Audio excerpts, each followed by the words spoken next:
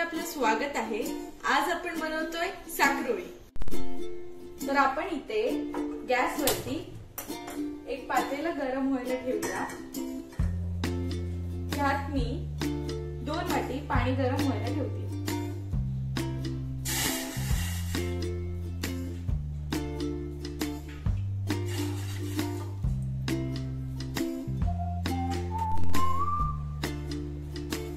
पाण्याला आपल्या उकळी आली आहे। आता मी त्याच्यात त्याच वाटीने 1 वाटी गूळ मोजून टाकते।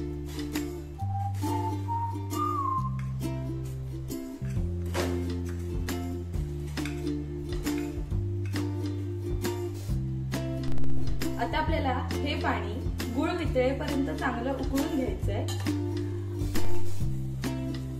गूळ आपले वितळलंय, मी त्याच्यात थोडीशी वेलची टाकते। आता आपल्याला गॅस बंद करायचा आहे आणि हे मिश्रण पूर्ण थंड करून घ्यायचे। आपलं मिश्रण छान थंड झालंय। आता मी ह्याला व्यवस्थित गाळून घेते।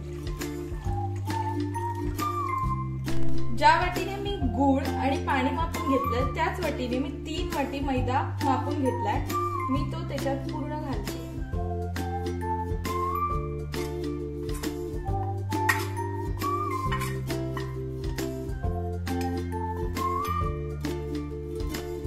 हे आपल्याला पूर्ण छान मिक्स करून घ्यायचंय।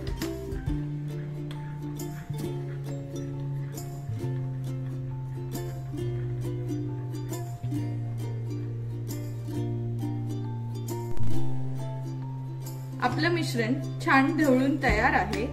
एवढं दाटसर मिश्रण आपल्याला ठेवायचं आहे। आता हे मिश्रण आपल्याला पुढे 2 तास असंच ठेवून द्यायचं।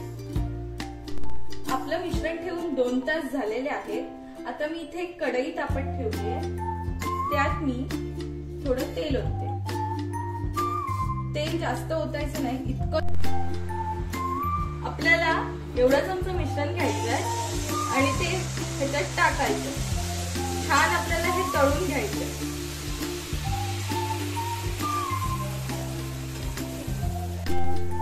पण आपण आता हे पलटून घेऊया।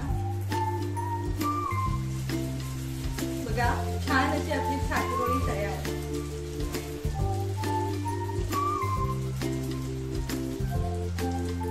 आता आपण ही काढू।